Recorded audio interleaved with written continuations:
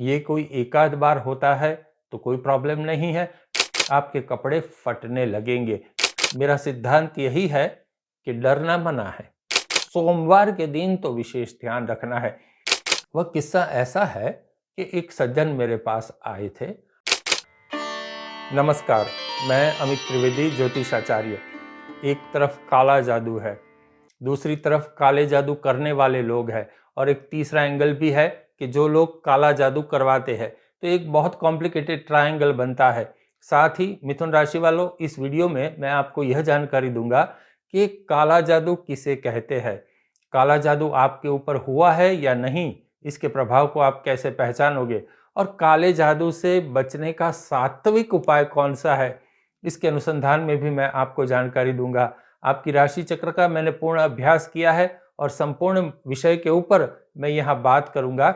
आप यह वीडियो पूरा देखिए, और अभी तक आपने इस चैनल को सब्सक्राइब नहीं किया है तो कृपया सब्सक्राइब कर लीजिए। और जी हाँ, कमेंट बॉक्स में आप जिस भगवान में श्रद्धा रखते हो उस भगवान का जयकारा भी लिख दीजिए, और इस वीडियो को शेयर अवश्य कीजिए। चलिए आगे बढ़ते हैं। मिथुन राशि वालों, आपके ऊपर किसी ने काला जादू किया है या नहीं किया है, इसके प्रभाव को आप कैसे पहचानोगे वह जानिए। आपके कपड़ों के ऊपर दाग लगने शुरू हो जाएंगे। आप बहुत सावचेती से चल रहे हो, सावचेती से बैठ रहे हो, पूरी सावधानियां बरत रहे हो, लेकिन फिर भी आपके कपड़ों के ऊपर दाग कैसे लग जाते हैं आपको भी पता नहीं चलता। ये कोई एकाध बार होता है तो कोई प्रॉब्लम नहीं है, किंतु ये बार बार जब होने लगता है तो आपको सोचने की आवश्यकता है। साथ ही आपके कपड़े फटने लगेंगे। कैसे फटने लगेंगे? कहीं वो घिस गया, कहीं पे वो फट गया, और मान लो आप कोई कुर्सी पे बैठे हैं, कोई कील के अंदर आपका कपड़ा फंस गया और उठते समय ये फट गया। बार बार अगर होता है तो आपको सावधान होने की आवश्यकता है। पूजा करने जब आप बैठते हो सुबह, या जब भी कोई मंदिर में जाते हो, जब भी कोई सात्विक पुरुष से आप बात करते हो, तो आपका मन एकदम व्यग्र हो जाता है, आपके मन में गुस्सा छा जाता है। साथ ही आपके घर में कोई शुभ प्रसंग है, कोई पूजा में आप बैठने वाले हो, तो उसी समय आप किसी से लड़ पड़ोगे, ऐसा भी हो सकता है। एक और निशानी मैं देता हूँ। आप जब भोजन करते हो तो भोजन का निवाला जैसे ही अपने मुंह की ओर ले जाते हो, और उसी समय हाथ से निवाला गिर जाता है। सामान्य तौर पे कभी कभी ऐसा हो सकता है क्योंकि हम बात में रहते हैं, और बात बात में हमारा ध्यान कहीं और चला जाता है और ऐसी घटना हो जाती है। इक्का दुक्का होता है तो चिंता का कोई विषय नहीं है, लेकिन ये बार बार होता है तो आपको सावधान होना पड़ेगा।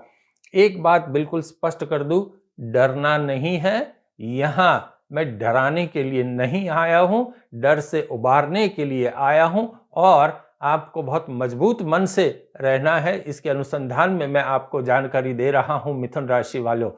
अब आगे बढ़ते हैं कि भाई ये काला जादू क्या है।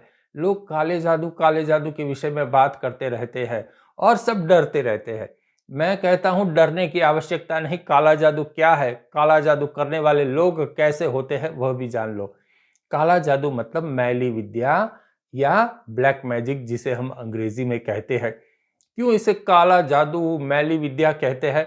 मैली विद्या कि जहां सात्विकता नहीं है, जहां पवित्रता नहीं है, इसे मैला कहा गया है, इसे काला कहा गया है। साथ ही काले जादू में अशुभ पदार्थ, अशुभ संकल्प और अशुभ स्थल, इन तीन का उपयोग होता है।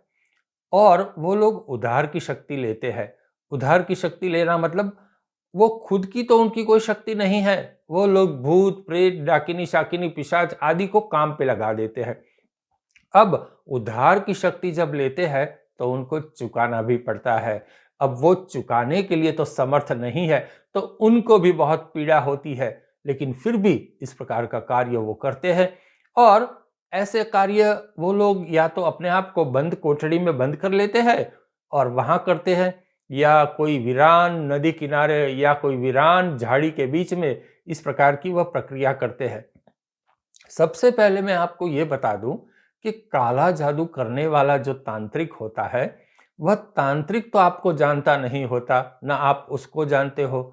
आप दोनों के बीच में तो कोई दुश्मनी भी नहीं, लेकिन फिर भी वह करता है, क्योंकि वो जो करवाता है वह आपके आसपास है, आपका द्वेषी है, तो इसीलिए वो काले जादू करवाने के लिए उसके पास जाता है। अंततोगत्वा जो काला जादू करता है और जो काला जादू करवाता है, दोनों पाप के भागीदार बनते हैं, ये बात आप स्पष्ट रूप से जान लो। और वहां मारण, मोहन, उच्चाटन और स्तंभन इस प्रकार की प्रक्रिया करते हैं वो लोग। मारण मतलब किसी के बिजनेस को बंद कर देना, जॉब को बंद कर देना, किसी को बहुत बीमार कर देना। मोहन मतलब वशीकरण, आपने बहुत बार सुना होगा। स्तंभन मतलब किसी का हेल्थ को अनुसंधान में उनको तकलीफ देना, किसी का बिजनेस रोक देना, किसी का प्रमोशन रोक देना, इस प्रकार की प्रक्रिया करना। मतलब ये सभी अशुभ कार्य जो काले जादू के श्रेणी में आते हैं। तो जैसे मैंने कहा कि आपको क्या करना है, कोई डरने की बात नहीं है। मैं फिर से कहता हूं, आपको शुभ ऊर्जा नित्य चाहिए। शुभ ऊर्जा मतलब पवित्र ऊर्जा। अब शुभ ऊर्जा मतलब क्या? जैसे कि हमारी इम्यूनिटी लो होती है तो हम पर वायरस हावी होते हैं और हम बीमार होते हैं, कभी कभी बहुत बीमार होते हैं और कभी कभी हमारी मृत्यु भी हो जाती है। हमने कोरोना में देखा, भली भांति सब समझा। बस यही सिद्धांत यहाँ लागू होता है मिथुन राशि वालों। आपको अपनी पवित्र ऊर्जा का स्तर बढ़ाते रहना है, नित्य शुभ कर्म में रहना है। अब कैसे शुभ कर्म करोगे? एक खास सात्विक उपाय मैंने आपकी राशि चक्र का अभ्यास करके तय किया है, मैं आपको आगे बता रहा हूं। अब आप जॉब में जाते हो, बिजनेस करते हो, सोसाइटी में सबको मिलते हो, तो ऊर्जा का आदान प्रदान होता है, एनर्जी एक्सचेंज होती ही है। अब उस समय किसी की अशुभ ऊर्जा आपके पास आ जाती है, आपकी शुभ ऊर्जा चली भी जाती है और वो लेके आप घर पे आते हो। जब नेगेटिव ऊर्जा का स्तर बहुत बढ़ने लगता है तब आप शिकार हो जाते हो। अब नेगेटिव ऊर्जा प्रारंभ में क्या करती है?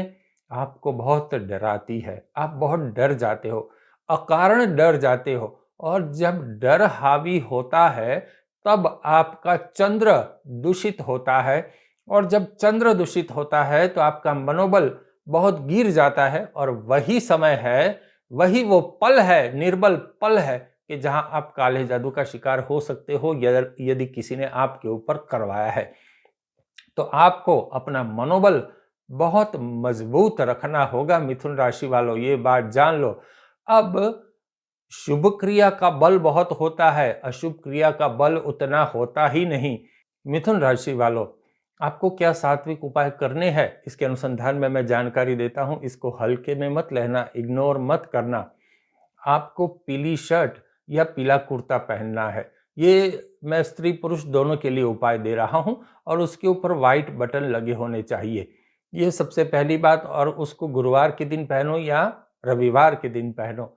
दूसरा उपाय ये है, हफ्ते में एक बार कभी कभी पीले पुष्प आप जल में प्रवाहित कीजिए और अपने कुलदेवी के मंदिर में जाइए और वहां देवी को श्रीफल अर्पण कीजिए। ये भी एक आपके लिए सटीक उपाय है। और धार्मिक परिसर में आपको कभी थूकना नहीं है, बहुत संयम से जाना है। मतलब धार्मिक परिसर मतलब मुख्य मंदिर नहीं, मैं तो पूरा कंपाउंड कह रहा हूं। पूरे कंपाउंड के अंदर जैसे अपने पैर रखना, तो थूकना तो मना ही है आपके लिए। मान लो वहां ऐसा भी हो सकता है, एकदम से आपको खांसी आई, बलगम आया और एकदम से थूक दिए। ऐसा बिल्कुल न करना, याद रखना। पेपर नैपकिन अपनी जेब में रखना, अपने पर्स में रखना और वहां उसे ले लेना और फिर डस्टबिन में फेंक देना। वैसे ये तो हमेशा करना चाहिए, थूकना तो मार्ग के ऊपर वैसे भी ये स्वच्छता के विरुद्ध है। लेकिन धार्मिक परिसर में आपको इसकी बहुत सावधानी रखनी होगी मिथुन राशि वालों। और सोमवार के दिन एक बात की सावधानी रखना, आपके घर के अंदर दूध का वेस्टेज न हो। ये भी बहुत रूटीन सी बात है, सबको इसका ध्यान रखना चाहिए, लेकिन सोमवार के दिन तो विशेष ध्यान रखना है। और आपको हर रविवार को आदित्य हृदय का पाठ सुनना है या करना है। आदित्य हृदय का पाठ आप YouTube से मान लो सुनने लगे, अच्छी बात है। हर रविवार को सुनना है, सुबह सुनना है।